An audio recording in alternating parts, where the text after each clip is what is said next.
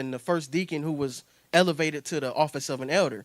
He was stoned not long after being elevated because he was extremely zealous. He had the word, the power resided in him.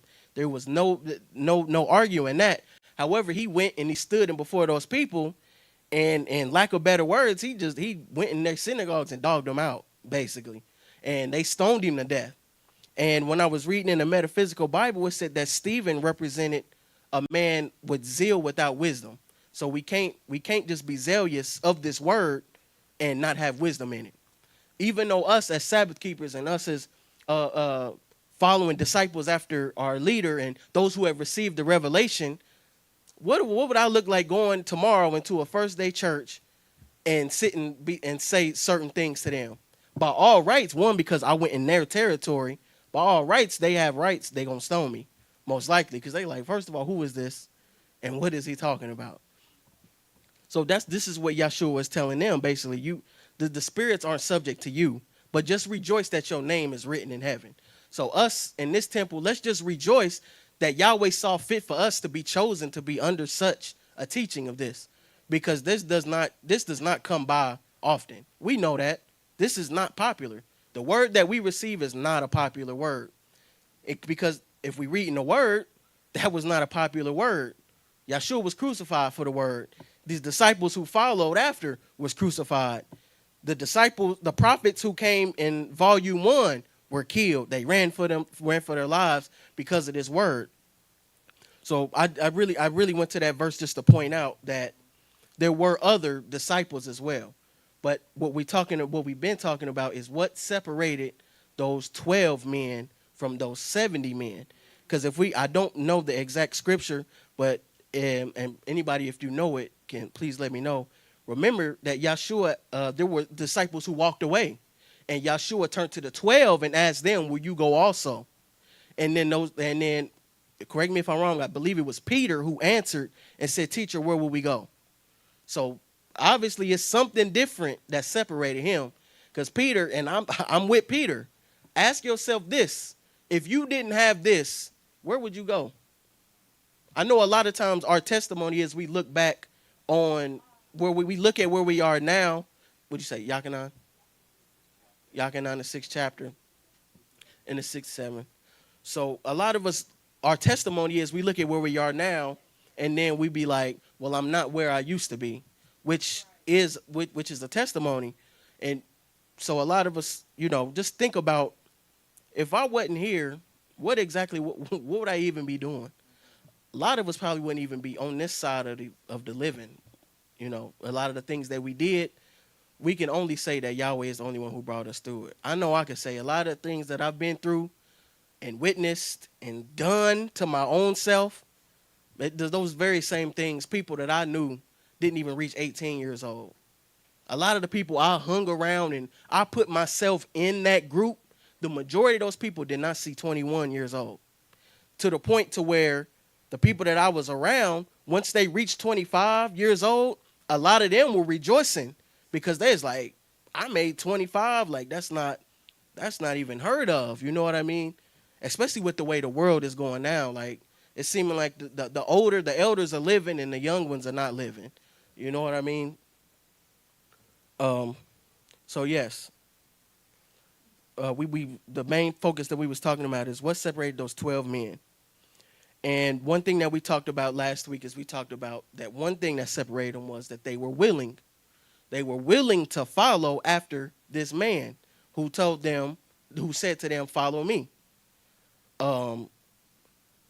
And one thing that we talked about when we was talking about being willing, even though they said yes to him, they didn't necessarily know what they were saying yes to. When we say us in here, we can all, it's a fact that we've all who are sitting in this room have said yes in one way, one shape, form, or fashion. If you taking that chair is a form of saying yes to this. Granted, these disciples had no clue fully what they were saying yes to. However, they was willing, they were ready, and they were willing to do and follow after whatever came with it. And that's just no different than being in the world either. Even if you don't, the thing is with the world is the world don't come telling you to submit to the world. It don't never do that. The thing with the world is the world it entices you with things that feel good, things that the pleasures of the world, not even just like sex and things like that, but just like money and tight things like that, like power out there. So before you know it, now you submitted in the world. But it doesn't come to you saying you're going to submit to the world. Because if somebody from the world or from the world came in here to us and was like, you going to submit to me, everybody in here would be like, you crazy. No, I wouldn't. However, that's why the enemy is so cunning. That's why the enemy presents you with things that you love, people you love. It comes through people you love, and it comes through things that you like, things that feel good. So before you know it, you're going to look up and be like, dang, now I'm on the outside. Just like how we was talking about when us in here look back and see where we are from where we were, those on the outside who were in this at one point, I'm sure at some point in their life, they look and be like, man, now I'm here, but I was there. The thing is, though, it's always a way back. It's always a way back as long as you just don't fall too far. But once you humble, the main thing about that is humbling yourself. You humble yourself, Yahweh will always receive you. That's one beautiful thing about Yahweh that I love. So I wrote here about those 12 men. They were ready to drop everything and everybody in order to follow after this man called Yahshua. We also talked about last week how we can't begin to talk about those 12 disciples, the 12 followers of Yahshua in volume 2, without talking about the prophets and their disciples in volume 1, that's what led us to, last week we talked about Elijah and Elisha, which that has been in my spirit heavy, Elijah and Elisha. So Elijah, as we talked about last week, was known as the greatest prophet who ever walked. Last week we talked about how he literally ran for his life after he killed the 450 prophets of Baal, and it said that he ran in the wilderness for 40 days and 40 nights. We talked about how when he was running, and he always kept his tallit on him, and it said that when he was running in the wilderness, he kept his tallit wrapped around his face, which at first I didn't think that was significant. Yeah, at first I didn't think that was too significant about the tallit, but then the more and more I read on about this tallit that Elijah had, I'm like, oh my goodness. I'm like, this tallit is a powerful thing. Man, so this tallit, it said that he kept the tallit wrapped around his face. And it said that in his running away, he ended up in the cave where Yahweh had called out to him when he was in the cave. And he said to Elijah three times, he asked him, what are you doing? Basically, Elijah, what are you doing? You're my prophet. Why are you running? Bless you, my bishop. It says, at that time, at the third time after he called Elijah's name and asked him, what are you doing? He called him out of the cave to the end of the cave. And then it said that he showed him 3 signs of his fury, which was the volcano, the earthquake, and the whirlwind. However, remember when we read, it said that in even all of those things, Yahweh said, it was said that Yahweh was not in any of those things. In all of those great wonders, it said that he was not in any of that. However, when it said it was a small and a still voice that Yahweh spoke to Elijah, and he received the instructions. And remember, we talked about how important that small and that still voice is. All of that chaos that Elijah had just witnessed, the tornado, the volcano, and the earthquake, it was that small and that still voice that he had to listen and be quiet and hear for that voice so Yahweh could talk to him. So we talked about that in those instructions, Yahweh told Elijah to find a boy named Elisha and to place the mantle on his shoulders.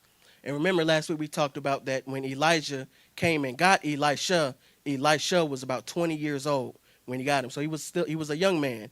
And it said Elijah was about 30 years older than Elijah was. So it said that they had a father and son relationship, discipleship that they had.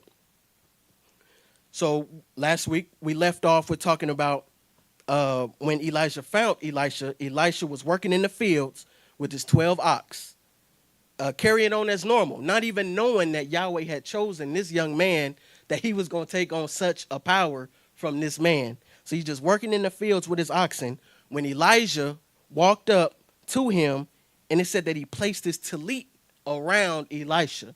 And that verse is so powerful to me. Remember, we just talked about that tallit. He was wearing that tallit around his face when he was running through the wilderness. So he put that tallit around Elisha, and it said that Elisha left his ox immediately and ran behind Elijah and said, "Allow me to kiss my father and my mother, and I will follow you." And remember, we talked about the importance of what Elisha did after that is he took those 12 oxen. And remember, we said if you had oxen back then, you basically had money. You know what I mean? Oxen and cattle showed how much money you had back then. So he had 12 of them. It said he took those 12 oxen and he slaughtered all 12 of them. Not only did he slaughter the 12 oxen, it said the equipment that he had, he broke down all of the equipment and used it to cook those oxen. And then it said he had a feast for his people and his family, and he served all the 12 oxen. And remember, we talked about the importance of how it is that when we come to Yahweh and we decide we're going to call ourselves disciples, how we cannot leave anything left behind. We can't because, and I was thinking about it this morning, he had to dismantle the equipment and he had to slaughter the oxen. Because if he would have just slaughtered the oxen and kept the equipment, he could just go get some more oxen. Now I still got the equipment. I can go back and leave Elijah and go back to doing what I was doing. And he also couldn't keep the oxen and then destroy the equipment. Because if he had the oxen still, he could just get more equipment or have somebody else build him some equipment. So it was key that he had to destroy, leave no crumb at all. And it's a saying, and I said it last week, that our bishop always says when he talks about bury the hatchet, bury the handle too.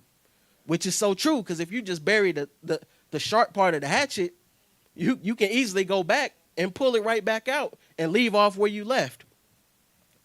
So that was just a quick recap of what we talked about last week.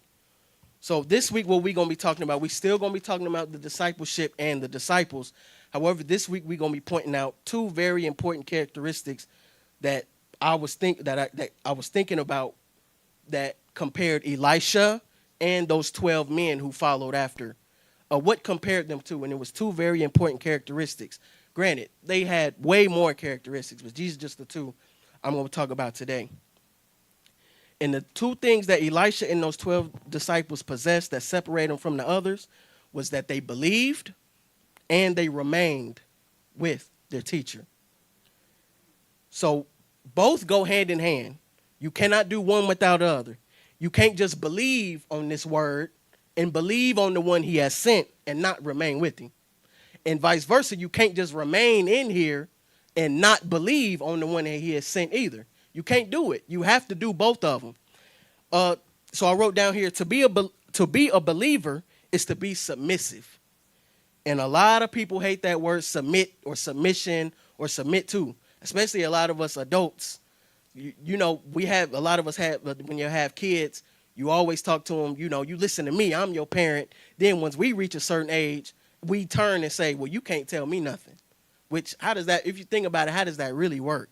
You grew up your whole life from your parents. You had to listen to them. But now you reach a certain age and you say, now I don't have to listen to nobody. So to be a believer is to be submissive. People hate that word submit because it makes them feel weak or it makes them feel less than. However, if you do not submit, then Yahweh will never step in. Because until you submit, you always going to be the forefront of it. And Yahweh will never step in if you are the forefront. If your pride or anything else is in the forefront, that's why it was so important that Elisha had to get rid of everything, because that way Yahweh could step in, because he had nothing but Elijah. Us in this temple, we got to let go of all those fleshly things and realize that what we have is Bishop Herman H. Davis. Because when we realize we have Bishop Herman H. Davis, Yahweh can move. Now Yahweh can move, because we don't have Bishop Herman H. Davis and my wife, Bishop Herman H. Davis and my husband, Bishop Herman H. Davis and my job. Because guess what's eventually going to happen? Bishop Herman H. Davis and my wife. My wife. That's it. Now, you know what I mean? So that's why it's so important that we submit.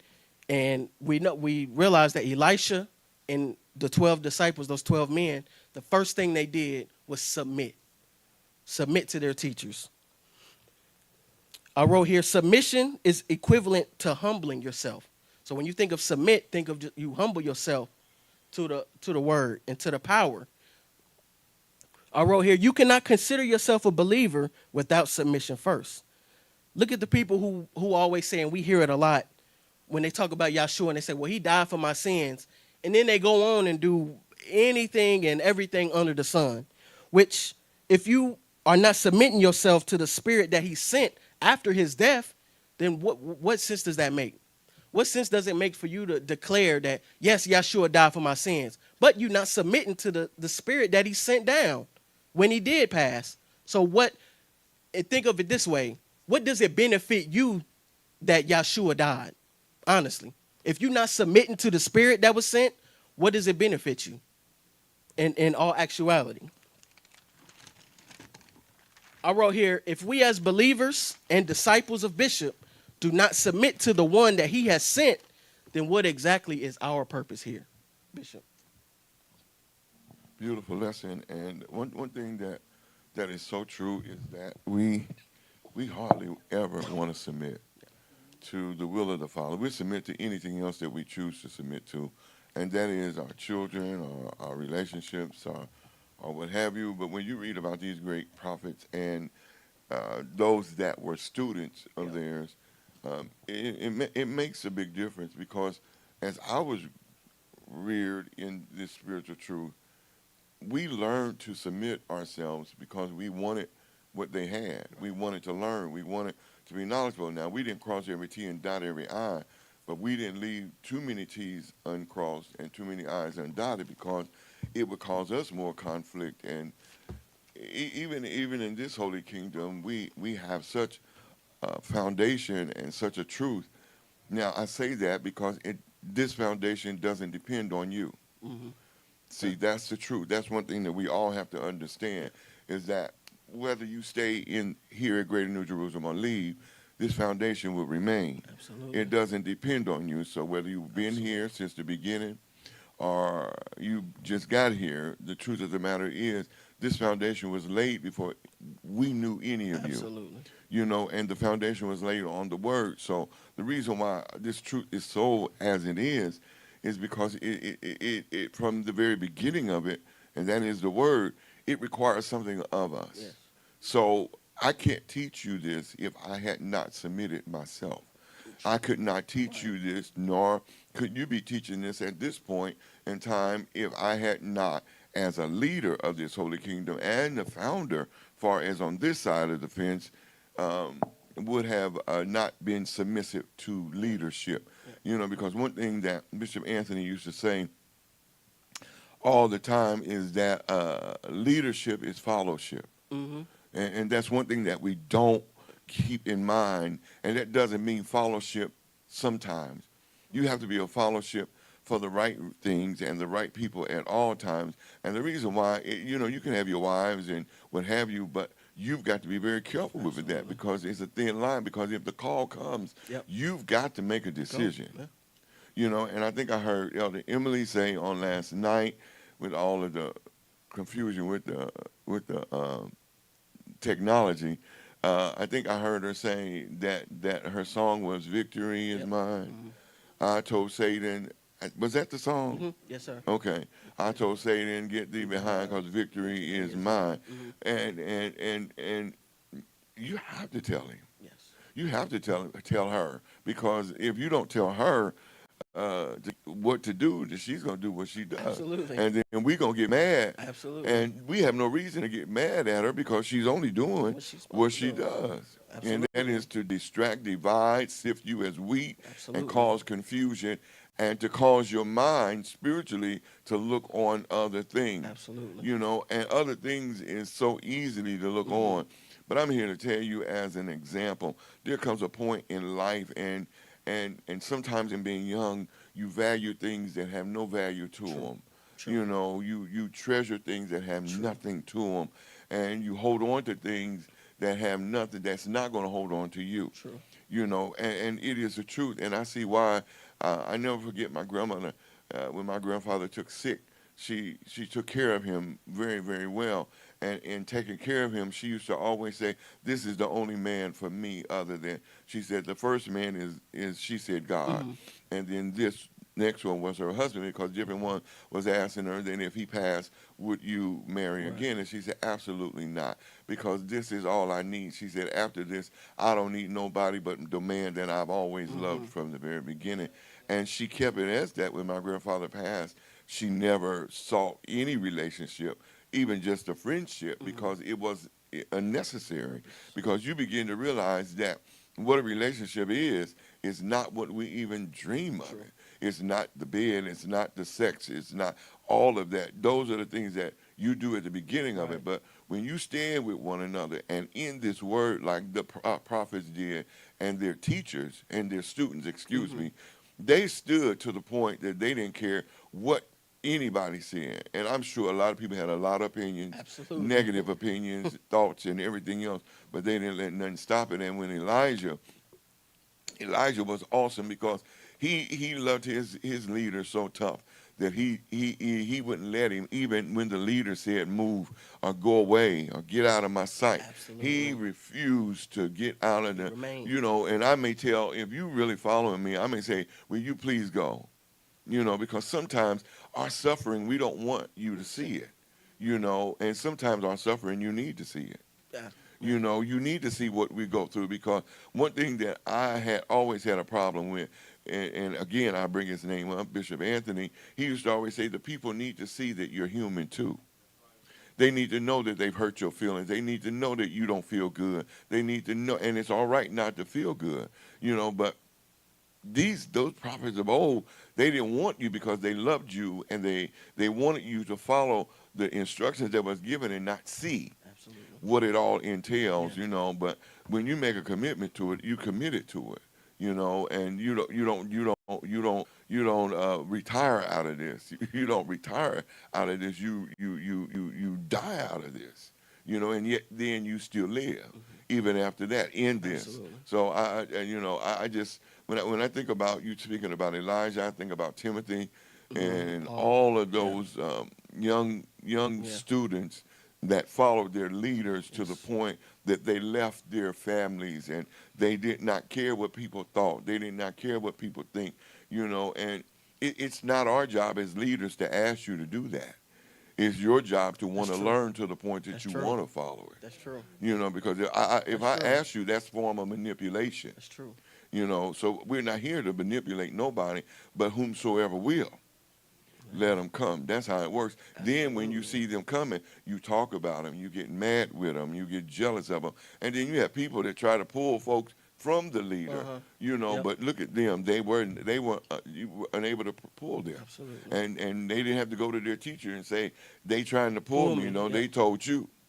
Yep. They got you straight right then. Yep. So beautiful lesson. Man, what you just saying that's so true. How Elijah did not have to come. As we just talked about, he did not have to come to Elisha and tell him, "Follow me."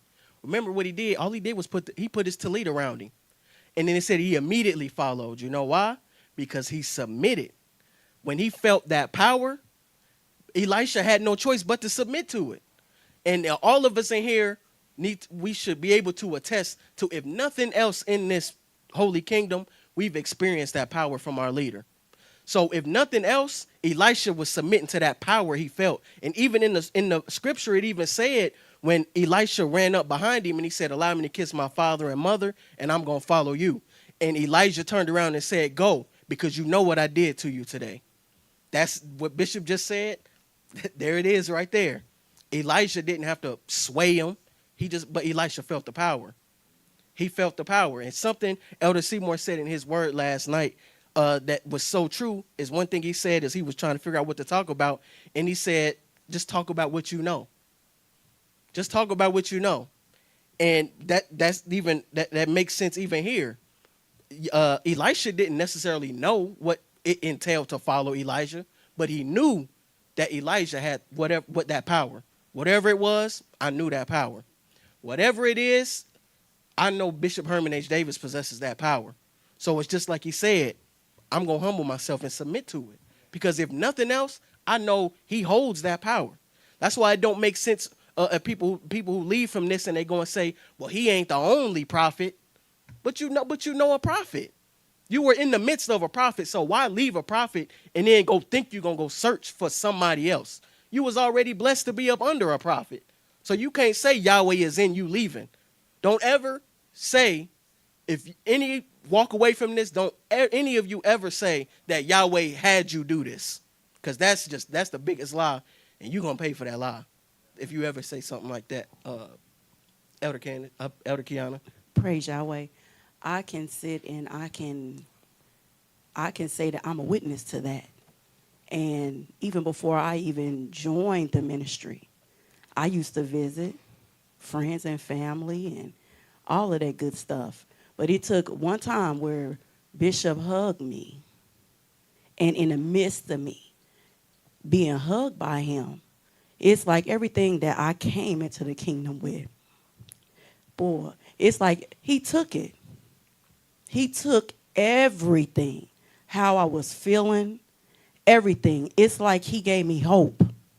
But it's like if I can say how something stronger can sap out something negative, that is exactly what I felt. And in me feeling that, it allowed me to remember. And when you brought up that still voice, with me getting that hug, in the midst of my low place where I was getting ready to throw in a towel, that still voice came in the midst of that and said Bishop's name. So I'm a witness to that. And when you know for yourself the power that a man has within him, oh, you going to follow. You're going to follow because, for one, you intrigued, and two, you never met anyone like that. Not only did I feel the power, but I felt the love. And it's not no love that any relationship is going to give you. But it was the love of Yahweh. And I never met Yahweh. I didn't know that I was meeting Yahweh when I received that hug. But I knew in the time of trouble, and that still voice came and led me to Bishop. So I counted a blessing and a joy that even in my low place, that I heard and I knew, because I once in the midst of that hug, I said, it's something about him that's different than anything else that I have ever came across from. And I counted a joy and a blessing, because at that time I didn't know that I was chosen for the kingdom. Absolutely. And I thank Yahweh for the life of my leader, because his endurance gives me endurance. His correction builds me. Who he is a mirror of who Yahweh is. And Yahweh chose me to be up under him. And not only that, he allowed me to be close enough to him to learn. I mean, I counted a blessing and a joy every day. And not only that, but he teaches me who I am to be in the midst of Yahweh at all times. Not in the kingdom. Not only in the kingdom to be a woman of valor, a woman of integrity, to be proud and be satisfied in that, and not let nothing separate me from that connection that I felt when I hugged him. Because I didn't know he was going to be my father. I didn't know he was going to be my leader. But I counted a blessing that I made the choice to submit to him. Even when he go off on me, I counted a blessing. I thank Yahweh for that, because it sets me in order. So it is so true. It's what you know. It's what you experience that will change your way of thinking. And I praise Yahweh that he allowed you to even talk about this, because I am a disciple. I am of Senior Bishop Dr. Herman H. Davis. And I'm proud to say it. I'm proud to say that he delivered me, that he freed me, and I allowed him to. So I counted a blessing and a joy to be among the number and to just be in his presence. So I just tell you to continue, just to continue. And I bless you. Bless you, Bishop. Elder Kiana Davis, brought out so many excellent points, and some of them are my points of my message this morning. But one thing that I have really been really tapping into, uh, sometimes the Father puts you in a position to make you really look at things real close. And as much as we have looked at them, and not saying that I haven't looked at them, but He wants you to look a little closer at things. And one thing that she says that has been proven to me over these few weeks is that we, as a people, never realized that we are just like those, number one, before Yeshua came. Yeah. We were given the opportunity to understand the Father through nothing but spirit, but our ignorance and our blindness kept us from understanding the move of spirit. I'm trying not to talk about this because this is part of my message this morning, because they mixed spirit with flesh, and then they had more flesh than they had spirit. So when Yeshua came in the form of a flesh, we yet still had a hard time believing, because now no man wanted to believe that another man could hold the spirit of the Father, but yet out of the same mouth you say he can do anything. Right. Out of the Absolutely. same mouth you say he could do anything exceedingly abundantly above all that we can ask or think, but he can't take on the form of a man. Right. You know, these are the things that we have really messed ourselves up with even to now. We have become, we're religious people. We know how to testify.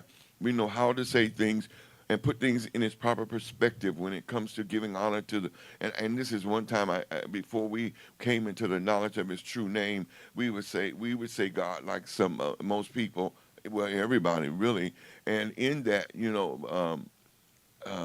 we would testify. And one thing that came to me, and I stood and I said it, I said, we lie all the time when we testify, because we said, giving honor to God, who is the head of my life. And to me, when you say something is the head of it, that means it is the controlling factor, but we have so many other things that are the head. So when is he the head of your life is the ultimate question. Mostly, he's only the head of your life when you decide to get up and get ready for church on Sabbath, and most people at that time when I said it, it was on Sunday. When is he the head of your life? When you know you're going to preach that night. You're deep, you're high and you're lifted up, and, you reaching the heavens, hey, you are stepping like Enoch, you talking to the Father to the point that you walking on out of existence, in the midst of us, and in that, the other day I had the opportunity to have come across my timeline. I don't know if any of you know her. Her name is Della Reese. She played on Hall of Night and all of that. Well, anyway, Della Reese was a member of Johnny Coleman's church in Chicago, and she had eventually opened up her own ministry, which was a really big and booming ministry. And she came across to talk about her testimony. And I'm gonna say this and get out of the way and make it real short. But it was so. I won't say it was so ironic. It was so on point that it would come across my timeline, because her testimony was to filter into me a stand that I won't say losing, but people can make you kind of think twice about things. So she kind of came in over my timeline to kind of put me back up on my feet and say, don't hear that, don't believe that, don't listen to them. So what her testimony was she was at the Phil Donahue show or something, and in that, I don't know if any of you saw it, in that she went to stand up to say something, but she fell. And in falling, when she came to herself, she was at the hospital. But to make a long story short, they had taken her to 3 hospitals, and she said because one hospital, because of her being a black woman and obese, they said that she was a diabetic. And come to find out she wasn't a diabetic. Then they took her to another hospital, and because she was a star, they said that by being a black star, she was on drugs. So they checked her out for drugs and wanted to see if it was drugs, and there was no drugs involved. In other words, to make a long story short, she said she laid in the hospital, and that no one could figure out through the X-rays, and they were wanting to do all of these tests and all of these surgeries and all of that. So her son was a psychiatrist, she said, and in the midst of her being in the hospital, Johnny Coleman and a friend of hers came to the hospital, and they said they had the curtains drawn. The room was dark, and the people that were in the room were whispering and all of that. And she said, by nature, she's a woman that have all her house is full of windows. She opened her windows every day for the sun to come in, and she doesn't whisper. She said, but they were all whispering, and she said she was just laying there. She said, and all of a sudden, Johnny Coleman walked over to the bed and whispered in her ear and said, we're not going to be here long, but we came to let you know, pull out what you have inside of you. Absolutely. Boy, when she said that, she said she whispered in my ear and told me to pull out what was inside of me. And she said the song came up in her soul. She said, and when they finally found out what was wrong with her, they took her to Canada to have the surgery done. But in that, she went in her singing the song that came up in her. And when she came out of recovery, they said she was singing so loud in the recovery room. They were trying for the surgery she had, trying to get her to calm down. And she said she wouldn't calm down. She kept singing and kept singing and kept singing. And I tell you, you could feel the power and the energy from her testimony. Amen. I could, because see, I don't want nothing else in me. I don't want nothing else to give me a logical explanation other than the Father.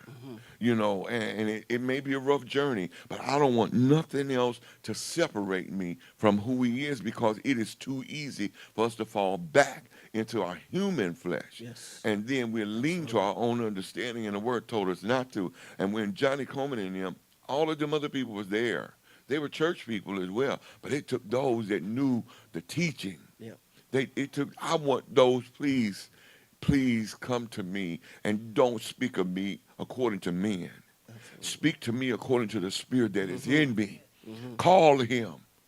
Amen. Call him. I tell Mother Tina, you live, honey. You don't take all of that stuff they talking. We ain't listening to that bull crap. You live. Yes. Because the truth of the matter is, we all going to live until we die. Absolutely. So, you know, I just, and I shared it with some people because it was so awesome. And I wanted to, you know, when this becomes you, it becomes you in every facet of your life. And don't doubt for 1 minute that I ain't been through. I don't cry. I don't get down. I don't get discouraged. Don't think for one moment. But even in the midst of going down, before I hit ground, before I hit the ground, before I hit the point of no return, that spirit speaks to me and say, remember who you are. Absolutely. And then it says, even if you don't remember, I got somebody right here. Absolutely. See, I love all of y'all, but I don't want you all around me talking man stuff. I do not. I detest that. I do. It makes me angry, because spiritual people have to know what they're talking. You can't talk both languages. That's what the Indians told the white man. You speak with forked tongue. And that's what you do. You can't say he's a healer, and everything you do is what the doctors say do. I know people don't believe that, but he's a healer. Absolutely. He is a healer.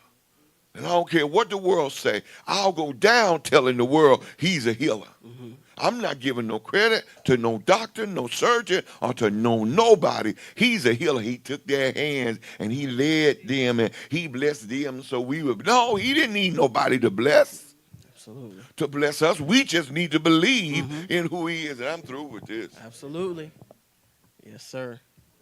So true. So what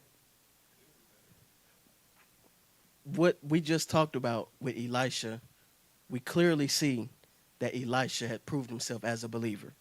Clearly, we see that from what we've read and talked about so far.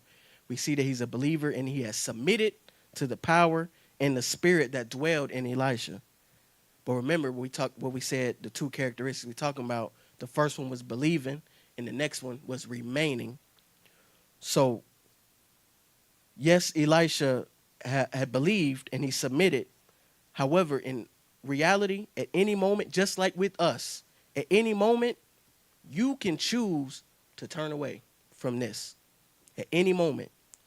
So just believing, Elisha's belief alone, just knowing where the power dwells, us just knowing that the power dwells within our leader is not enough.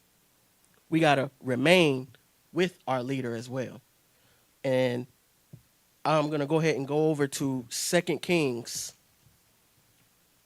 2 Kings, the second chapter. That's on page 301 in the book of Yahweh.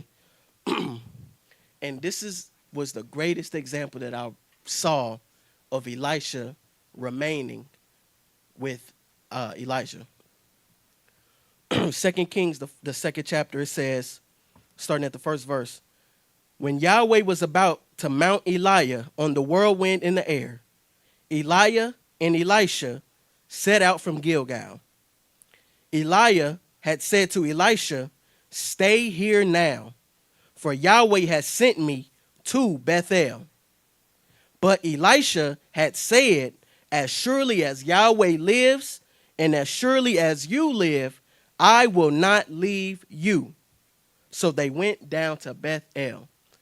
Right there, laid out right in front of us. Elijah already knowing that this is his final moments. So, and it's just like Bishop was just saying it all. As the leader, Elijah did not want Elisha to be around when he got took away. As he said to Elisha, "Stay here now." It wasn't because he didn't like Elisha or he just didn't want him following him no more. It was because Elijah knew these are my final moments. And I know that the love that Elisha has for me is so tough, he wouldn't be able to bear to see me not with him anymore. So he said, "Stay here now." But this is Elisha's blessing, because what did Elisha come back and say? "As surely as Yahweh lives, and as surely as you live, I will not leave you." There's that remaining. We already see he was submitted, but now he's already letting Elijah know, I know you leaving, but I'm not leaving your side. The third verse says, the sons of the prophets who were at Bethel came out to meet Elisha and asked him, "Do you know Yahweh is going to take your leader from you this day?" Elisha replied, "Yes, I know, but do not speak of this."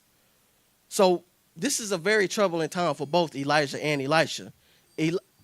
Elijah, because he know that his moments was ending, and Elisha because his teacher was getting ready to leave, and he treasured Elijah.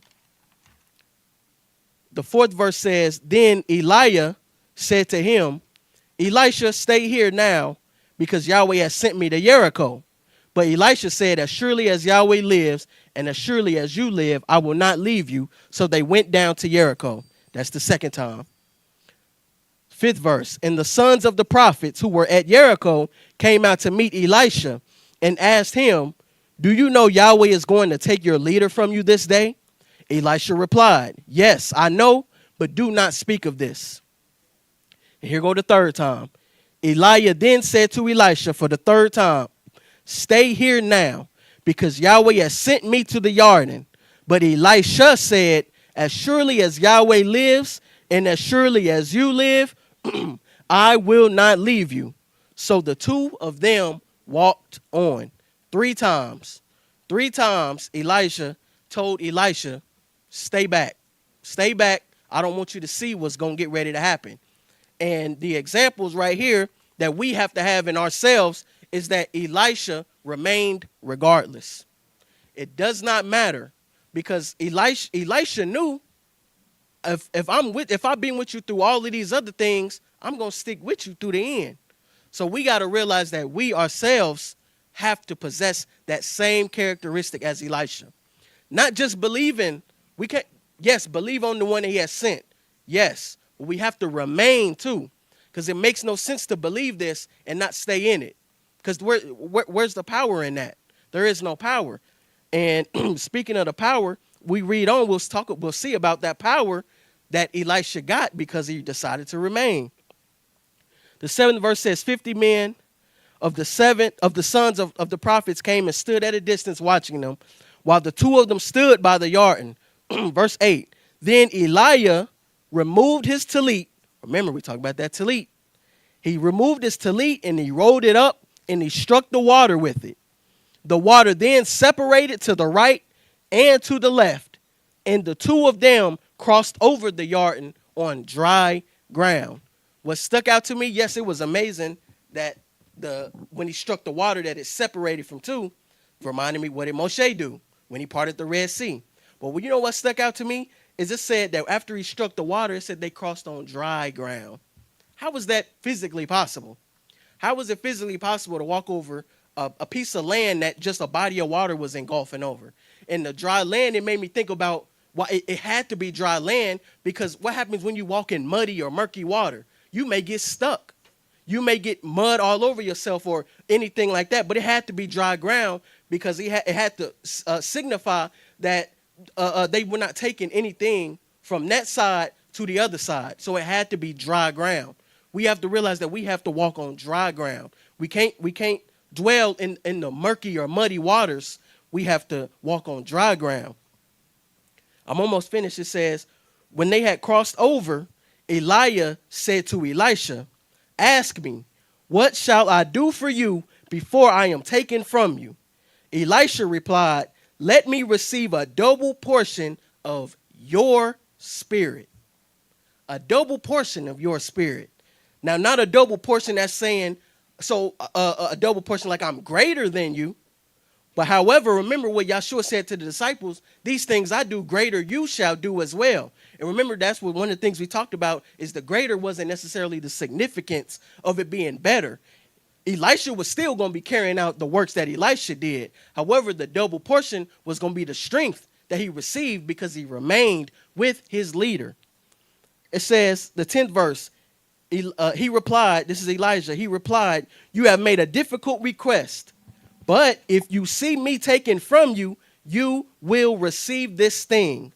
But if not, then you will not. That's the whole point that we were making in this class today. Believing, if we are going to declare ourselves as disciples and followers after Bishop Herman H. Davis, we have to believe, which we said believe is submit, humble ourselves to the power that dwells within our leader, and we also have to remain. We see this is just the example of Elisha. You can read all through the word and see other examples of this happening. When the men decided to humble and submit themselves to and remain with their teacher, you see it. You see it all through the word. This is just Elisha's example. So I wrote here, just in my conclusion, when we believe and we remain with the one that he has sent, the veil will be removed from our eyes, and then we will begin to truly see who dwells among us. Because I'm going to skip in that same scripture. When Elisha got taken up, it says, Elisha saw this and cried out, my father, the chariots and horsemen of Israel. Then he saw him no more. So he took hold of his own tallit and tore it into two pieces. And when I studied, it said that this was also a signification of what happened when Yahshua Messiah was crucified. It said the veil was ripped from top to bottom. So when Elisha remained with his leader and he saw his leader get taken up in the glory, the veil that was over Elisha's eyes was then removed, and he split his tallit in two. And then he said he picked up Elijah's tallit and placed the mantle among him own self. So that's a powerful thing, people. That's a powerful thing to think. So I just want to leave with you if we are going to be disciples, believe in your leader, submit to your leader, and remain with your leader as well. Any other questions or comments? Amen. If not, Cash App should be on the screen. Service will be starting here shortly, and shalom.